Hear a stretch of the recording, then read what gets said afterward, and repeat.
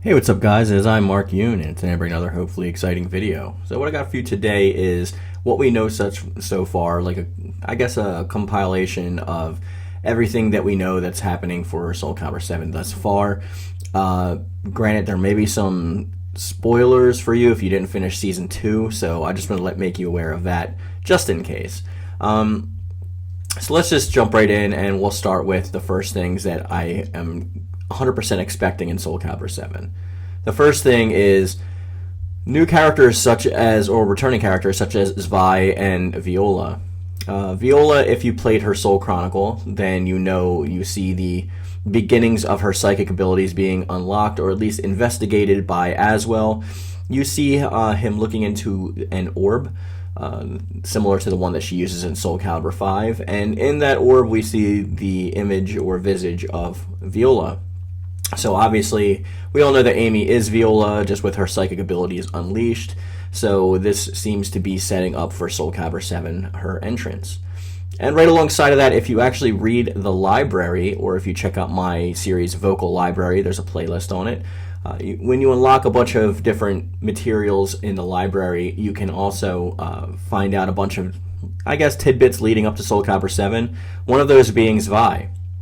Now, Zwei has a little bit different of a backstory as he used to have, but it does talk about the 12-year-old Zwei and his new potential, as it were. So we're going to be seeing Zwei, and especially with the new storyline of the Shepherds and Swords and how they're going to be paired with one another, I think we are going to see a new pairing of Zwei and Viola, a part of the Swords and Shepherds. Now, they may change it up and have them with other partners at first, but we will probably see them linked together at some point in Soul Calibur 7. But I'm pretty positive that Zwei is now going to be in there, and we're going to have some sort of a little bit of a time skip. This time skip could be for any reason. The time skip mainly could be for now that Hwang Sung-young is aware of everything that's going on, and Ishka Act has set forth trying to put together the Swords and Shepherds. There could be a time of peace or a lull in this little time skip, just so we have some chance to age up some of the characters, and so Ishka Act has the ability to put together her team under Nightmare. Whether or not we are going to see Algol return in Soul Calibur 7 is more ambiguous. It could be 7, it could be 8. I would surmise possibly 7, because there is a disembodied voice at the end of Hwang's Soul Chronicle that's concluding the story of Season 2.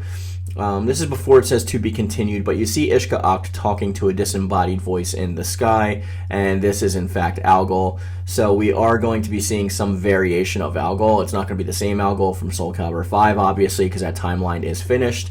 But it may possibly be the same consciousness, just traveling through the astral fissures. So we'll have to surmise something like that, but figure that out as well. But I'm also estimating that Aswell is probably going to show up. But so far, Zwei and Viola to me are 100%. Curtis has also been found, spoiler alert again, this is going to be full of spoils, and he is probably going to have a somewhat malfested transformation kind of thing that's similar to Grow, especially since he spent so much time with Grow before he was malfested. But Curtis is probably going to definitely show up as a hero adjacent, or somewhat of an anti-hero when it comes to the Eval organization.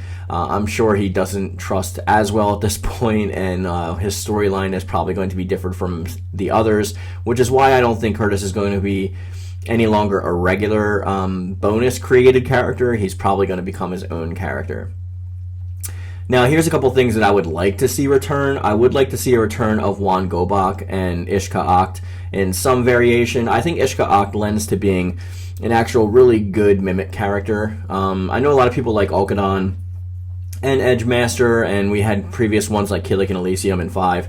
But I think Ishka Act, since she transforms into the visage of the souls that she has encountered or trapped or whatever, kind of like a Shang Tsung sort of situation, she can transform into anybody pretty much. So I think that would lend really well into a fighting style for a unique character, similar to how Necrid did it. I think we can actually have a good mimic character back if Ishka Act is fully playable, and I expect her to be, so we'll just see about that. But Juan Gobak is another character. Gobak actually is another character that I would expect to see. I don't think he's going to have a fully transformed state like he did before. He might possibly, but I doubt it. That's more of like a boss kind of thing for Season 2. I think he's going to have a fully playable form, though. And this is going to be the direct, I guess, antagonist against Hwang Sung-young in his journey to clean up the streets, as we would say, when it comes to the Swords and the Shepherds teaming up with everybody else. A couple things that I don't think that we're going to see really quick off the bat. I don't think we're going to have Pyrrha or Patroclus for obvious reasons. You can check out my old videos. I also do not think we're going to have any of the replacement kids or like Latiia or any characters like that. Obviously, not just because of bonuses on any of the bonus characters, but what I do expect to see is more of the characters, the bonus characters from Soul Calibur 3. If you played Libra of Soul in Soul Calibur 6, then obviously you know that they had that Chester makes an appearance, as well as Arthur, and those are bonus characters. So there's a lot of bonus characters from the Chronicles of the Sword mode in Soul Calibur 3, and I would like to see a couple more come back, because a lot of them were pretty prevalent to the story. So seeing them make a return would be nice and give us a little nostalgic feel for us who were huge fans of Soul Calibur 3. So I think that's actually going to be pretty likely. They might throw like one or two more in there. I would love to see the shopkeepers back. That would be like probably my biggest desire for that, but I'm not too sure if that's going to happen or not. And this is really what we know so far. So I kind of want to keep my opinions with that out of it. But we know about the storyline also. That's the biggest thing. So if you played Season 2, again, we have this kind of Akatsuki formation. It's like an anime trope where there's always like an evil team that like comes together for certain reasons. And in this, we have Ishka Acht and Nightmare creating this team called the Swords and the Shepherds. And they're going to be, there's 8 of them, and they're going to be in pairs of 2. The hint for 8 of why we get that is because obviously Zwei is 8 in German, and Ishka Acht or whatever, Acht is another number in German. So like we have like, there's going to be 8 of them, but they're going to be pairs of 2. There's going to be 1 sword and 1 shepherd per team, sort of like a pairing, like just like, that's why I said like a Akatsuki. So it's going to be based on, I guess, somebody who can control the other person, or people who work well together in a team. I'm still not 100% sure how that's going to work out. Maybe I'll do a hypothesis video on that if I actually get together some more information. I probably knew a lot more, but I got to replay Season 2 and look at the library over again, just to refamiliarize myself with that material before I make a video. But I think that we pretty much know that it's going to be, they're gathering soul shards, right? And that's the whole purpose of the Swords and the Shepherds, to be controlled. But I think it's going to cause either Aswell to be brought, not Aswell, Algol to be brought into this dimension, this timeline, or it is going to give him a body to inhabit.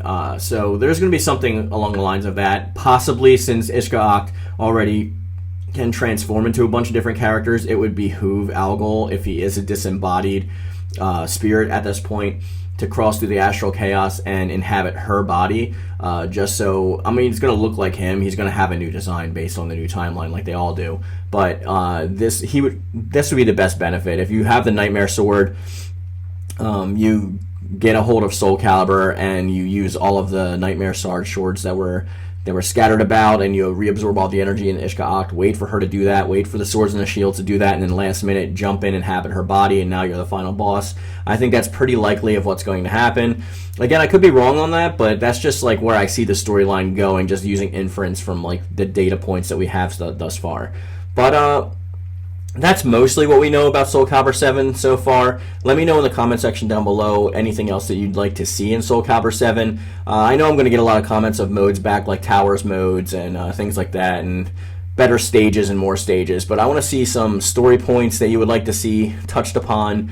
And if you expect the Season 3 characters that were not released for Soul Calibur 6 to actually be in the base roster, because I kind of am. Please like and subscribe to the channel. That always helps out the channel a lot. And you can always become a member and join the Yoon-Fam, and that extremely helps out the channel a lot, and also gives you a bunch of extra awesome perks. There's also a Discord link in my description box. You can come chat with me and the rest of the Yoon-Fam on Discord whenever you want, about whatever you want. There's plenty of stuff we talk about besides Soul Calibur on there. So with that being said, I'm going to bring this video to a close, and I always say, guys, I love it, thank you, and thank you.